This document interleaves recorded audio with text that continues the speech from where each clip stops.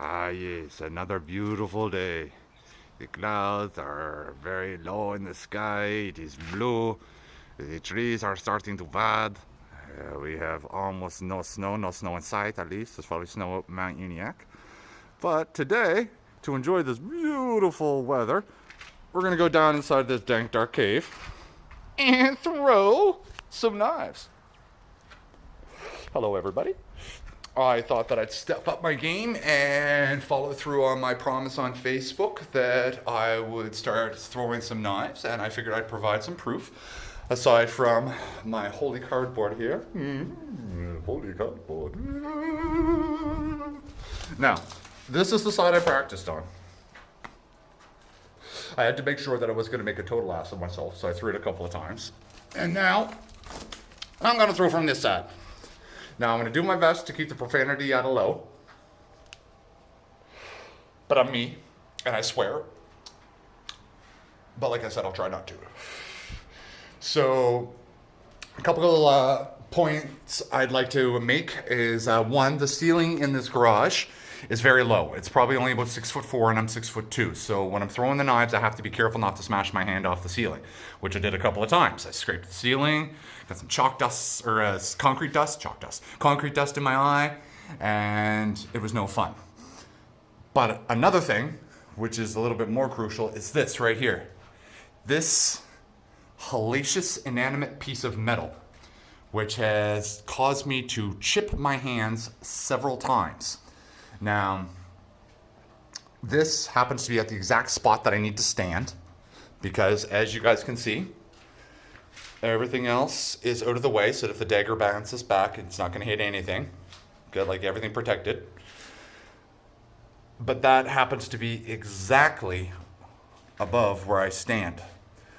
So, funny story, I've cut myself 3 or 4 times. I've hit it more than that, but I've cut 3 or 4 times on it. And therefore, later on, after the knife's bounced off the wall or whatever and punctured my rib cage or my eyeball or something, I go to the hospital.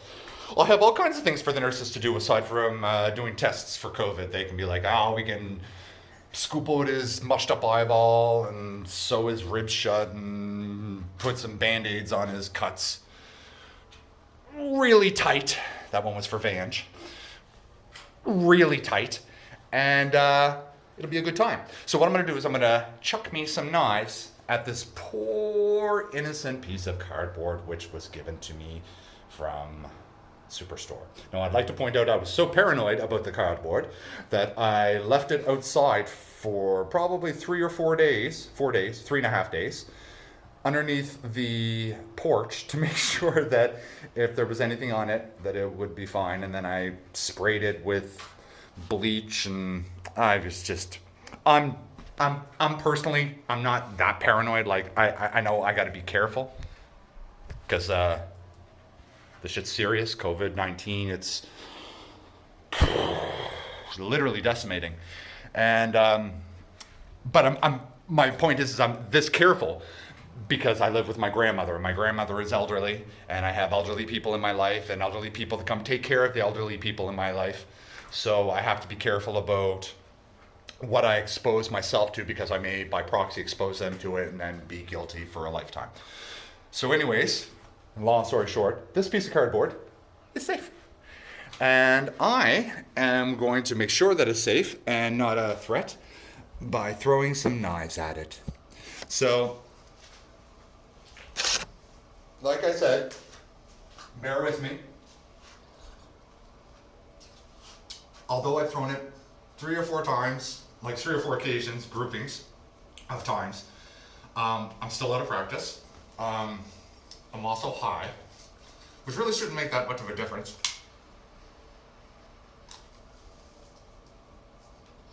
Because I'm not doing calculus, I'm just throwing a knife. Or driving a car. I'm not driving a car. Wouldn't drive a car high. Wouldn't drive my motorbike high. I drive a bicycle high. I drive a tricycle high too. But only if it was like a flat, like a parking lot. I wouldn't drive a bicycle on the road. And a tricycle, Jesus, I wouldn't trust me on a tricycle at all, because, you know, stuck in a basement sitting on a tricycle. But anyways,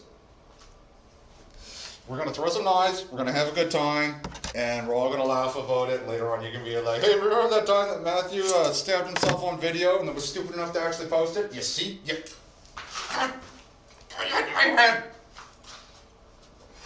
I hit my head already.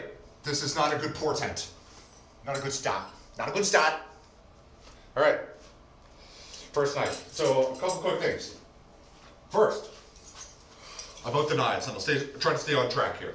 The knives are my oldest. They are Hibbing knives. I bought them a long time ago from House of Knives when they still had their little kiosk in the mall before Buddy went all fucking Kill Bill without actually killing anybody. They're amazing knives. I've had them a long time. They've taken all kinds of dings and bings and stuff, but the great things about them is one, they're cast, or at least they appear to be cast, which means that even if they were folded, they're one solid piece, so there's not going to be any solder points, which, believe it or not, actually happens in lower end knives. Second, this is a good metal. I had it at a friend's house, Kristen Spencer, actually. This is out to you, Kristen. I'm going to try to remember to tag you in this video. I was out throwing knives with her and another friend, Patrick O'Neill, at her house a long, long, long time ago. And we were throwing them at Styrofoam Hitler. Styrofoam Hitler's dead now. He's in many pieces and in the landfill. Or hopefully not in the landfill. No, probably in the landfill. Goddamn Styrofoam. Anyways, we were throwing these knives at them, and I think we lost two of them. One or two of them. I think we lost two of them. One of them she found later on, and it was close to winter. So one of them she found before the winter hit, and then the second one went through the whole winter, and then she was going out in the field, and she found the second one. So I have all three knives again, and quite frankly, I don't think you'd be able to tell which one was the one that was actually left out over winter. And I think I buffed out the rust. Jesus, why am I having such a difficult time with that? Rust, busted, buff out the rust. Buff out the rust. I buffed out the rust, and you can't really tell the difference. Now, I didn't bother ever trying to keep them sharp because they're puncturing weapons, so they are what they are. So long story short, again, I'm using these knives because I'm most practiced in them, and if they bounce onto the floor, I'm not too worried about them because they're durable. And also, the other two sets of knives I have, quite frankly, aren't as comfortable to throw. One set is more like a tactical knife that has the ability to be thrown. I don't feel comfortable holding it anyway but by the handle. And for me, which I'll get into a second, that limits me greatly. The other one is almost like it should be attached to a spear. It's like a leafed spearhead. I'll show a video of those next. After I get a little bit more practice with these and I'm not worried about those bouncing onto the floor because they're not as high quality.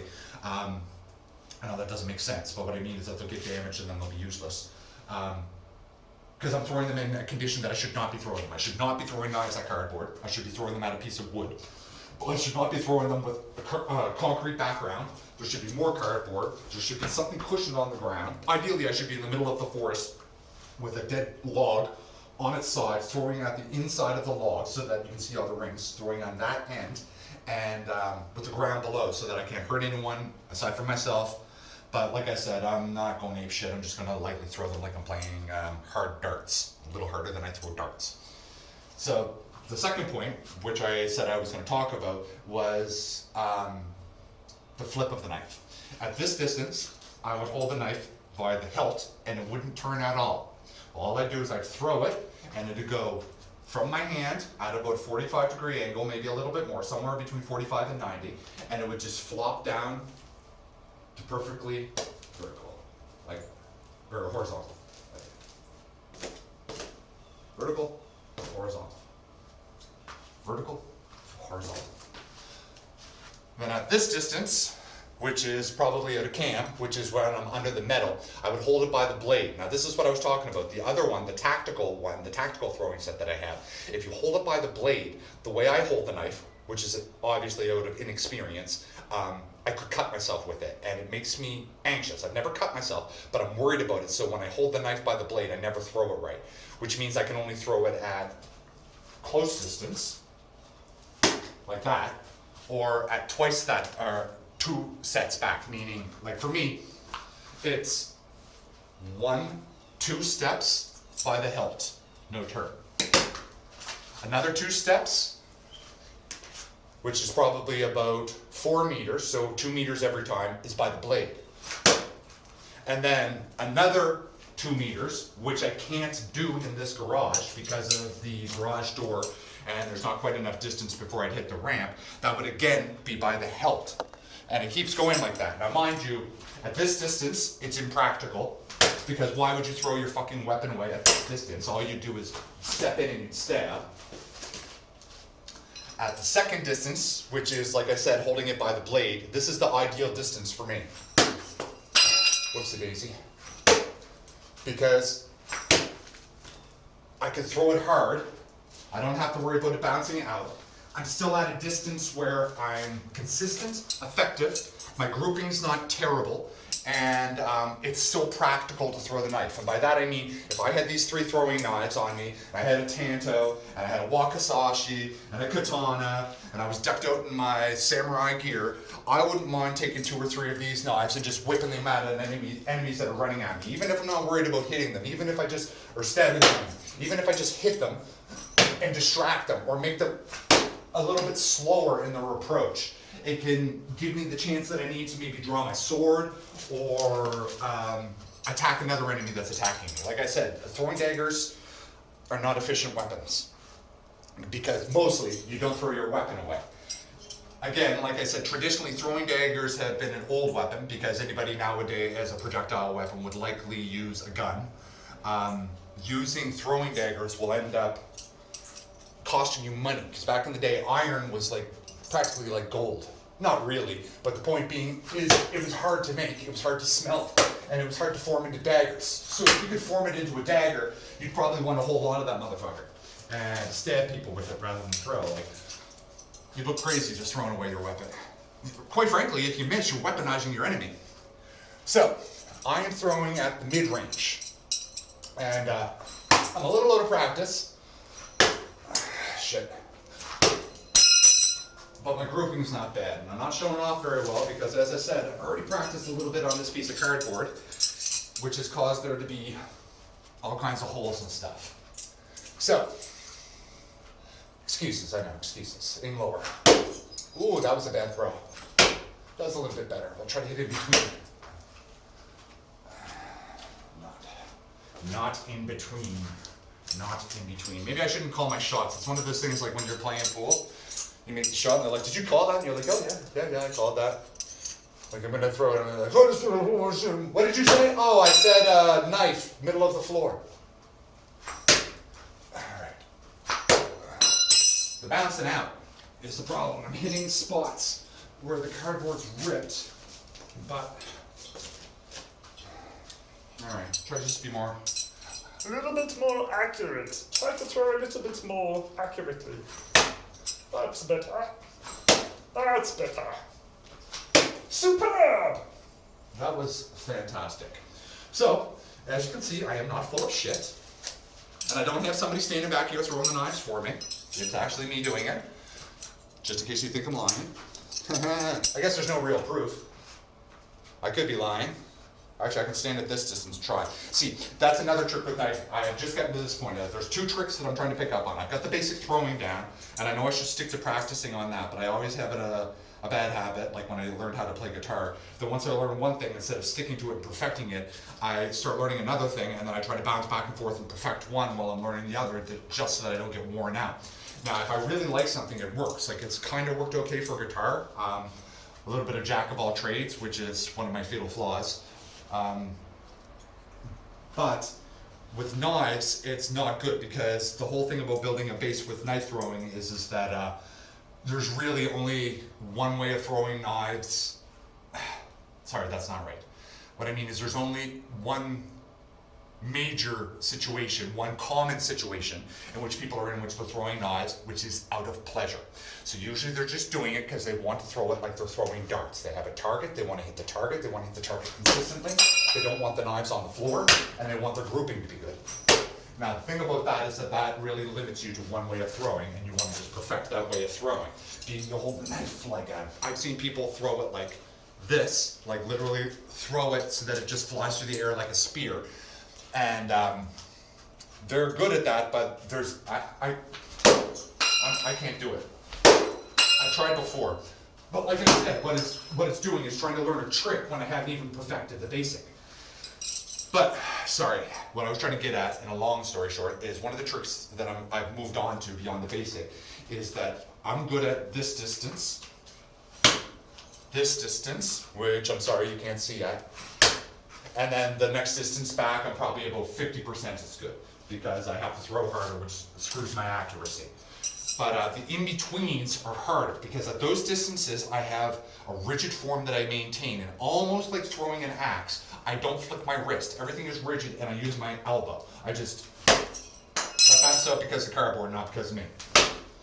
Just a straight throw, you're just throwing it.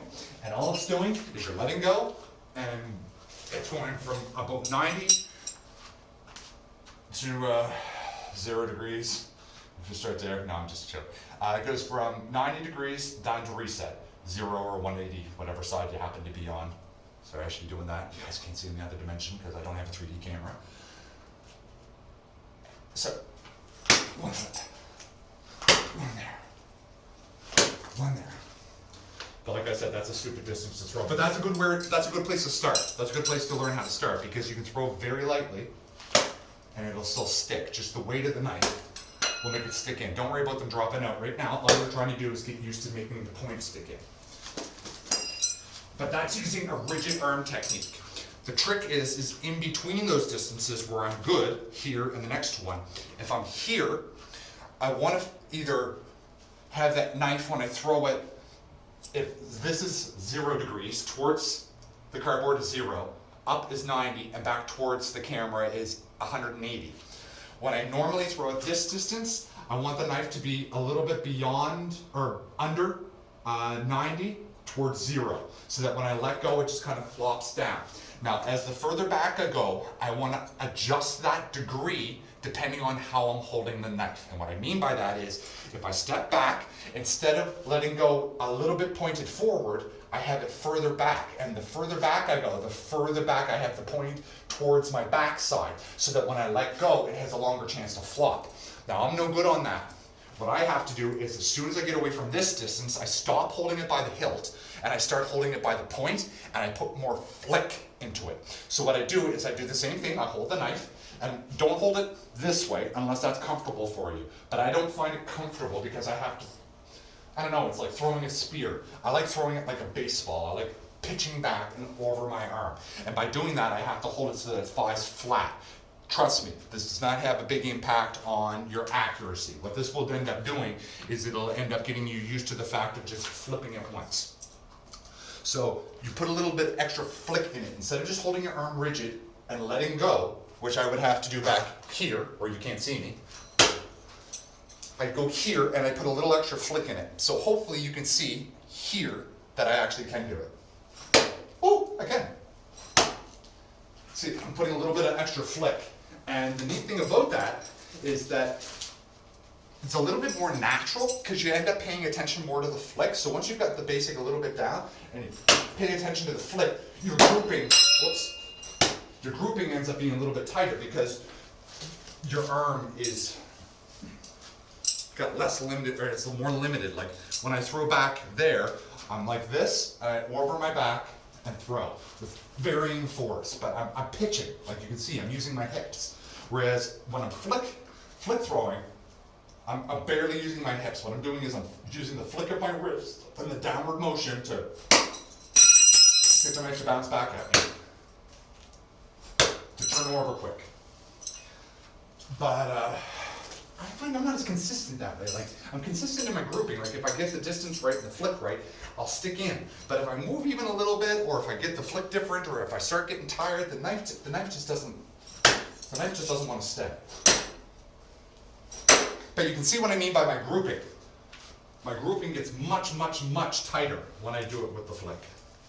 However, again, that's pretty much, right here, is pretty much still at the distance where you'd hold it. Because as soon as you get, like, unless you're letting go when the person hits that distance, which would be tricky, if they're running towards you, unless you're letting go at this distance. Like if they're there and you start to throw, they'll have easily half that distance by the time you're letting go, at which point, again, you want to just stab. Or even at this distance, even if you could get it off, like even if you're letting go at this distance, you'd still probably want to just hold on to it and stab the person with it.